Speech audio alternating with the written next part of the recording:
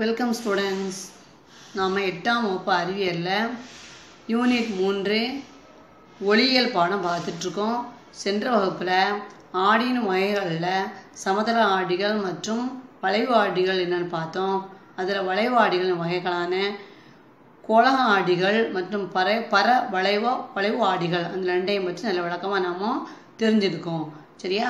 இன்றைக்கி பார்க்க போகிறது கோளக ஆடிகள் தொடர்பான சொற்களை பார்க்க போகிறோம். அது தவிர கோளக ஆடிகள் தோன்றும் பிம்பங்களையும் நம்ம தெரிஞ்சுக்க போகிறோம். ஓகேங்களா? பாருங்கள், கோளக ஆடிகள் தொடர்பான சொற்கள். அதாவது கோளக ஆடிகளாக தோன்றும் பிம்பங்கள் எப்படி இருக்கும் அப்படின்னு நமக்கு தெரிஞ்சுக்கணும்னா அதை பற்றிய சில சொற்களை நம்ம என்ன செய்யணும், கண்டிப்பாக தெரிஞ்சுக்கணும். தெரிஞ்சுக்கிட்டா தான் அதோட பிம்பங்களை பற்றி நல்லா புரிஞ்சுக்க முடியும். ஓகேவா? அதில் என்னென்ன சொற்கள்லாம் வரும்னு பாருங்கள். கோளக ஆடிகளில் ஏற்படக்கூடிய சொற்கள், அதாவது வளைவு மையம். ஒன்று வளைவு மையம், அடுத்ததாக என்னென்னா ஆடி மையம், அடுத்து வளைவு ஆரம், அப்புறம் முதன்மை அச்சு, அடுத்தது குவியம், அடுத்ததாக குவிய தொலைவு. இவைகளை பற்றி நம்ம என்ன செய்ய போகிறோம், விரிவாக தெரிஞ்சுக்க போகிறோம். ஃபஸ்ட்டு இதில் வளைவு மையம் அப்படின்னா என்னன்னு பாருங்கள். இந்த படத்தை வச்சு நம்ம எல்லாமே என்ன செஞ்சுக்கலாம், தெரிஞ்சுக்கலாம். ஓகேவா? பாருங்கள், ஃபஸ்ட்டு வளைவு மையம் அதாவது அப்படின்னா என்னென்னா, ஒரு ஆடி எந்த கோளத்திலிருந்து உருவாக்கப்படுகிறதோ அந்த கோளத்தின் மையம் வளைவு மையம் எனப்படும். பாருங்கள், ஒரு ஆடி எந்த கோளத்திலிருந்து உருவாக்கப்பட்டதோ அதில் அந்த கோளத்தினோட மையம்னா மத்தி. சரியா? அந்த மத்தியில் உள்ள பகுதிக்கு பேர் தான் வளைவு மையம் அப்படின்னு சொல்கிறோம். இதை சி அப்படின்னு குறிப்பிடுறாங்க. சரிங்களா? இந்த சொல்ல நம்ம தெரிஞ்சுக்கிட்டோம். அடுத்ததாக ஆடி மையம் அப்படின்னா என்னன்னு பாருங்கள். இரண்டாவது ஆடி மையம்னா இது கோளக ஆடியின் வடிவியல் மையம் அப்படின்னு சொல்கிறாங்க.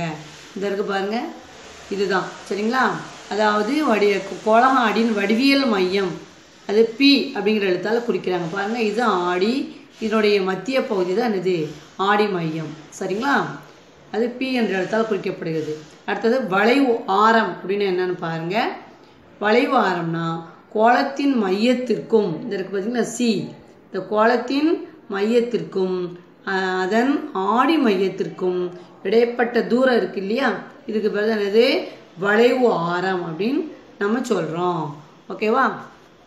இதை என்ன சொல்லுவாங்க, ஆர் அப்படிங்கிற எழுத்தால் குறிக்கிறாங்க. வளைவு ஆரத்துக்கு ஆர் என்ற எழுத்து. சரியா? அடுத்ததாக முதன்மை அச்சு அப்படின்னா என்னன்னு பாருங்கள். ஆடி மையத்தையும் வளைவு மையத்தையும், பாருங்கள், ஆடி மையத்தையும் வளைவு மையத்தையும் நடுவுள்ள பகுதி ரெண்டையும் இணைக்கக்கூடிய இந்த நேர்கோட்டுக்கு பேர் தான் முதன்மை அச்சு. சரிங்களா? முதன்மை அச்சு அப்படின்னு நம்ம சொல்கிறோம். ஓகே, இது வளைவு ஆரத்தினுடைய அளவு தான் இது முதன்மை அச்சாக அமையும். சரிங்களா? அடுத்ததாக குவியம் அப்படிங்கிற வார்த்தையை பார்க்கலாம். குவியம்னா என்ன தெரியுமாப்பா? அதாவது இப்போ ஒரு ஒளிக்கற்றையானது, இப்போ ஒளிக்கற்றை இந்த கோளக ஆடியில் படுது. குழி ஆடினா உள்ளே படும், குவி ஆடினா வெளியில் படும். அப்படி சரிதானா? இந்த மாதிரி ஒரு ஒளிக்கற்றையானது கோளக ஆடியில் பட்டு எதிரொலித்ததுக்கு அப்புறம் முதன்மை அச்சின் உள்ள ஒரு புள்ளியில் என்ன செய்யும், அது குவியும். குழி ஆடியாக இருந்தால் ஒரு புள்ளியில் குவியும், குழி ஆடியாக இருந்தால் அதில் குவியும். சரியா? குவி ஆடியாக இருந்தால் அது என்ன செய்யும், விரியும். இந்த மாதிரி பட்டுன்னு வச்சுக்கோங்க, இதில் விரிந்து செல்லும். ஓகேவா? அந்த மாதிரி புள்ளிக்கு இந்த ஏதாவது ஒரு புள்ளியில் அது படும் கண்டிப்பாக. அந்த மாதிரி படக்கூடிய, அந்த ஒளிக்கற்றிய படக்கூடிய அந்த புள்ளிக்கு பேர் தான் அது முதன்மை குவியம் அப்படின்னு நம்ம சொல்கிறோம். இது என்ன சொல்கிறாங்க, எஃப் என்ற எழுத்தால் குறிப்பிடுறாங்க. பாருங்கள், இதுதான் முதன்மை குவியம். தெரியுதுங்களா? ஓகே, இந்த புள்ளி. அடுத்ததாக குவிய தொலைவு அப்படி என்னன்னு பார்ப்போம். அடுத்ததாக குவிய தொலைவுனா ஆடி மையத்திற்கும் முதன்மை குவியத்திற்கும், இந்த இடத்துல சின்ன இடம், இந்த இடைப்பட்ட தொலைவு தான் என்னது, குவிய தொலைவு அப்படின்னு நாம் சொல்கிறோம். ஓகேவா? ரைட். இதை ஸ்மால் எஃப் அப்படிங்கிற இடத்தால் குறிக்கிறாங்க. குவியத்தை கேபிட்டல் எஃப் ஆகும், குவிய தொலைவை ஸ்மால் எஃப் ஆகும் என்ன செய்கிறாங்க, குறிக்கிறாங்க. இதனுடைய விளக்கம் ஃபுல்லாகவே இந்த பேஜில் இருக்குது. பார்த்தீங்களா? ஒன்றை வளைவு மையம் பார்த்துருக்கோம். அடுத்ததாக என்னது, ஆடி மையம், அடுத்ததாக வளைவு ஆரம், நெக்ஸ்ட் முதன்மை அச்சு, அடுத்தது குவியம், ஆறாவதாக குவிய தொலைவு. இந்த வார்த்தைகள் எல்லாம் நம்ம தெரிஞ்சுட்டோம்னு வச்சுக்கோங்க. அப்போ நம்மளுக்கு இதோட பிம்பம் படும்போது நல்லாவே என்ன செஞ்சு நமக்கு புரிஞ்சிடும். பிம்பங்கள் எப்படி விழுது அப்படிங்கிறத பற்றி நம்ம புரிஞ்சுக்கணும். அந்த எல்லா வார்த்தையும் நல்லா தெரிஞ்சுக்கணும். ஓகே, அடுத்ததாக இந்த மாதிரி பாருங்கள், இதுக்கு ஷார்ட்டாக கொடுத்துருக்காங்க ஒரு ஃபார்முலா. அதாவது இந்த குவிய தொலைவுக்கும் வளைவு ஆரத்துக்கும் சம்மந்தம் இருக்குது. இந்த குவிய தொலைவு இருக்கு இல்லையா, இந்த குவிய தொலைவு வந்து இதில் இந்த ஆடி மையத்திற்கும் முதன்மை குவியத்துக்கு இடைப்பட்ட தொலைவு தான் சொல்கிறோம். இதில் உள்ள டபுள் மடங்கு தான் வளைவு ஆரம் அப்படின்னு நம்ம சொல்கிறோம். அப்போ குவிய தொலைவோட 2 மடங்கு தான் வளைவு ஆரம், அல்லது வளைவு ஆரத்தோட பாதி பகுதி தான் என்னது குவியம்னு சொல்கிறோம், குவிய தொலைவுன்னு சொல்கிறோம். சரிங்களா? அதனால தான் ஃபார்முலாவில் கொடுத்துருக்காங்க பாருங்கள். குவிய தொலைவு இஸ் ஈக்குவல் டு வளைவு ஆரம் பை 2. சரியா? வளைவு ஆரத்தில் உள்ள பாதி தான் குவிய தொலைவு. இந்த ஃபார்முலா வச்சு சில கணக்குகளை நாம் என்ன செய்யலாம், போடலாம். சரிங்களா? அதாவது ஆடியில் வந்து வளைவு ஆரத்தை கொடுத்து குவிய தொலைவு கேட்டாங்கன்னா இந்த ஃபார்முலா பயன்படுத்தி நம்ம என்ன செய்யலாம், நம்முடைய குவிய தொலைவை கண்டுபிடிக்கலாம். அடுத்ததாக கோளக ஆடிகள் பிம்பங்களை பற்றி பார்ப்போம். சரியா? கோளக ஆடிகளில் வந்து நம்ம 2 வகையில் நம்ம படிச்சிருக்கிறோம், குழி ஆடி மற்றும் குவி ஆடி. இதில் குழி ஆடியில் எப்படி இருக்குன்னு பாருங்கள், பிம்பம் வந்து எப்படி இருக்கும், குவியாடியில் பிம்பம் எப்படி இருக்குன்னு பாருங்கள். சரியா? ஃபஸ்ட்டு இதில் வந்து 2 வகையான பிம்பங்கள் தோன்றும். ஒன்று மெய்ப்பிம்பம், மெய்ப்பிம்பம்னா உண்மை பிம்பம்னு சொல்கிறாங்க. அடுத்தது மாயபிம்பம் அப்படின்னா பொய் பிம்பம் மாதிரி. சரிங்களா? இந்த 2 வகையான பிம்பங்கள் இதில் வரும். சரியா? அந்த மெய்ப்பிம்பங்களை என்ன செய்யலாம்னா திரையில் வந்து பிடிக்கலாம். சரியா? திரையில் பிடிச்சிக்கலாம். ஆனால் மாயபிம்பங்களை என்ன செய்ய முடியாது, திரையில் பிடிக்கவே முடியாது. ஓகேவா? ரைட். இப்போது குவி ஆடியில் எப்போவுமே என்ன செய்யும்னா, அதாவது நேரான சிறிய அளவிலான மாயபிம்பம் தான் எப்போவுமே கிடைக்கும்பா இதில் குவி ஆடியில். ஆனால் குழி ஆடியில் எப்படி இருக்கும்னா தலைகீழான மெய்பிம்பம் தான் மேக்சிமம் கிடைக்கும். சரிங்களா? இந்த 2 நல்லா தெரிஞ்சுக்கோங்க. அதாவது குவி ஆடியில் மாயபிம்பம் நேராக காட்டும், ஆனால் குழி ஆடியில் மெய்பிம்பம் தலைகீழாக காட்டும். சரியா? இந்த 2க்கும் உள்ள டிஃப்ரென்ஸ் இதுதான்.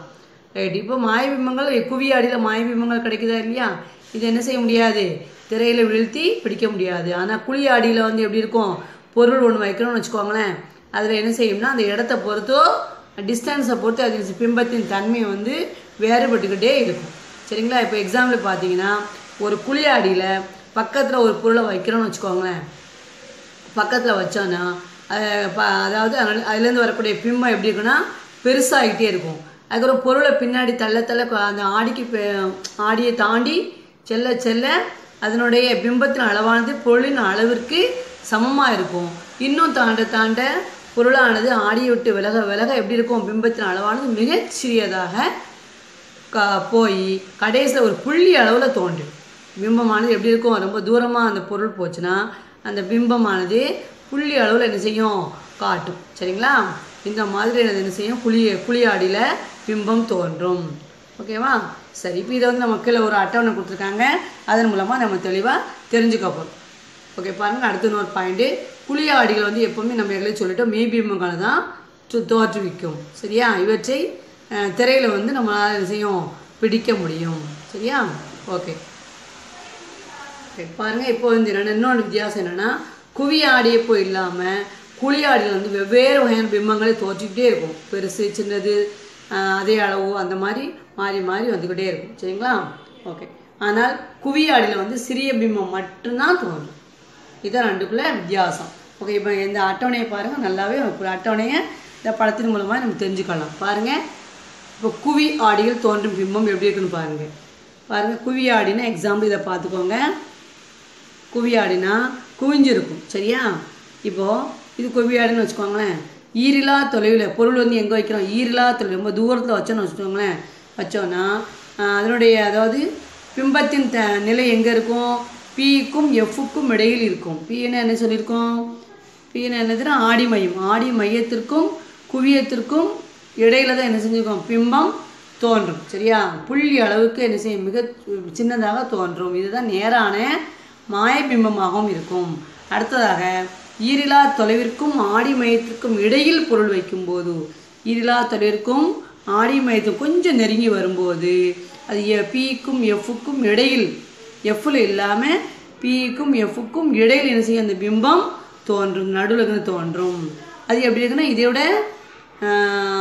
அதாவது கொஞ்சம் பெருசாக இருக்கும். மிக புள்ளியாக இருந்தது, இப்போ எப்படி இருக்கும், கொஞ்சம் சிறிய அளவில் பிம்பம் தோன்றும். அதுவும் நேரான மாய பிம்பமாக தான் இருக்கும். இதுதான் குவியாடியில் தோன்றக்கூடிய பிம்பம். அடுத்ததாக குழியாடியில் எப்படிலாம் தோன்றுன்னு பாருங்கள். இது குழியாடின்னு வச்சுக்கிடுவோம். இப்போ ஈரிலா தொலைவில் பொருளை வைக்கிறோம், இதிலேருந்து தாண்டி அங்கேருந்து தாண்டி வைக்கிறோம்னு வச்சுக்கோங்களேன். வச்சுருந்து இப்போ பிம்பத்தை வைக்கும்போதோ இப்போ பிம்பத்தின் நிலை எங்கே காட்டு பிம்பம் இந்த எஃப்பில் காட்டும். எஃப்னா எங்கே இருக்குது, குவியத்தில், குவிய புள்ளியில் தான் என்ன செய்யும் அந்த பிம்பம் காட்டும். அது எப்படி இருக்கும், மிக சின்னதாக இருக்கும். சரியா, அது பிம்பம் எல்லாமே தலைகீழான மெய்ப்பிம்பம், தலைகீழாக காட்டும், அந்த மெய்ப்பிம்பமாக காட்டும். சரியா, அப்போ எஃப்பில் தான் அந்த பிம்பம் காட்டும். அடுத்ததாக பொருளை கொஞ்சம் நகர்த்தணும்னு வச்சுக்கோங்களேன். ஒரு தூரத்துலேருந்து கொஞ்சம் கிட்ட நகர்த்துறோம், சீக்கு அப்பால் கொஞ்சம் சீயை தாண்டி கொஞ்சம் ரொம்ப ஈர்லாத்துறையிலேருந்து கொஞ்சம் கிட்ட நகட்டினோன்னா அதனுடைய அந்த பிம்பம் எங்கே தோன்றும், சிக்கும் எஃப்க்கும் இடையில் தோன்றும், இங்கே தோன்றும். சரியா, இது அதையோட கொஞ்சம் பெருசாக இருக்கும். சரியா, மிகச்சிறிய அளவிலிருந்து கொஞ்சம் பெரிய அளவில் பிம்பத்தின் அளவு தோன்றும். அடுத்து மூணாவதாக சிக்கும் எஃப்க்கும் இடையில் பொருளை இன்னும் கிட்ட கொண்டு வரோம். சிக்கும் எஃப்க்கும் இடையில் நடுவில் கொஞ்சம் கிட்ட கொண்டு வரும்போது அதனுடைய அது பிம்பம் எங்கே தோன்றும், அதாவது சீல தான், சீல வச்சோன்னு வச்சுக்கோங்களேன். முதல்ல ஈர்லா தெளிவு, அடுத்து கொஞ்சம் கிட்டத்தில், அதுக்கப்புறம் சீல வைக்கிறோம்.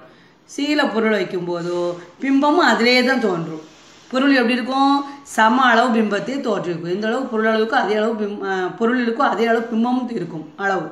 அடுத்ததாக சிக்கும் எஃப்க்கும் நடுவில் பொருளை கொஞ்சம் நகர்த்துறோம். அப்படி நகர்த்தும் போது சிக்கு அப்பால் என்ன இருக்கும், கொஞ்சம் பெரிய பிம்பம் தோன்றும். சிக்கு அப்பால் கொஞ்சம் பெரிய பிம்பம் தோன்றும்.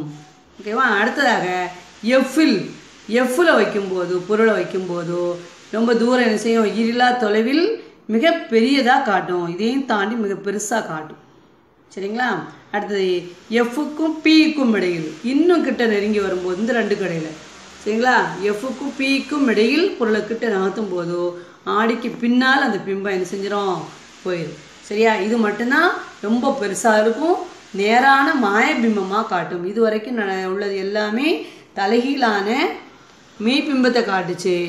ஆனால் எங்கே வரும்போதோ அந்த எஃப்க்கும் பிக்கும் இடையில் அந்த பொருளை வைக்கும்போதோ ஆடிக்கு பின்னால் போகுது இல்லையா, அந்த மாதிரி பிம்பம் பெருசாகவும் இருக்கும், நேரான பிம்பமாகவும் காட்டும். ஓகேவா. அடுத்ததாக இதேதான் குவியத்திற்கும், இப்போ இதுலேருந்து என்ன புரியுது பாருங்கள். குவியத்துக்கும் ஆடிமயத்திற்கும் இடையில் பொருள் வைக்கப்படும் போது மட்டுமே நேரான மாயபிம்பத்தை உருவாக்குறது. மற்ற நேரங்களில் எல்லாமே தலைகீழான மெய்பிம்பத்தை தான் அந்த குழியாடியில் காட்டுகிறது. ஓகேவா. அடுத்தது இப்போ ஒரு செயல்முறையை செஞ்சு பாருங்கள். எப்படி, ஒரு 2 ஸ்பூன் ஒரே ஸ்பூன் எடுத்துக்கோங்க. வளைந்த பரப்புடைய ஒரு கரண்டி. சரியா, அதில் அதில் 2 வகையான பிம்பங்கள் தோன்றும் பாருங்கள். ஃபஸ்ட்டு குவிச்சு வச்சு பாருங்கள். சரியா, குவிச்சு வைக்கும்போது அவங்க முகம் எப்படி இருக்குது, அதுக்கப்புறம் இப்போ பின்னாடி திருப்பி அது பள்ளமாக இருக்கும் இல்லையா, அந்த பகுதியை திருப்பி பாருங்கள். அதுலேயே உங்கள் பிம்பம் எப்படி இருக்குது, எப்படி காட்டுது அப்படிங்கிறத நீங்கள் என்ன செய்யலாம், பார்த்து கண்டுபிடிச்சிடலாம். சரியா, பாருங்கள். வெளிப்புற பகுதியில் உங்கள் முகத்தை பார்க்கும்போது நேரான பிம்பத்தை காட்டும். உள்குவிந்த பகுதியில் பள்ளத்தில் பார்க்கும்போது என்னுடைய முகம் எப்படி இருக்கும், தலைகீழாக காட்டும். சரியா, இந்த 2 வித்தியாசத்தையும் நீங்கள் இந்த கரண்டி மூலமாக என்ன செஞ்சுக்கலாம், தெரிஞ்சுக்கலாம். ஓகே, இதை நீங்கள் கண்டிப்பாக செய்து பாருங்கள். இது வரைக்கும் படிச்சுட்டு வாங்க. நெக்ஸ்ட் கிளாஸில் மீட் பண்ணுவோம். தேங்க்யூ.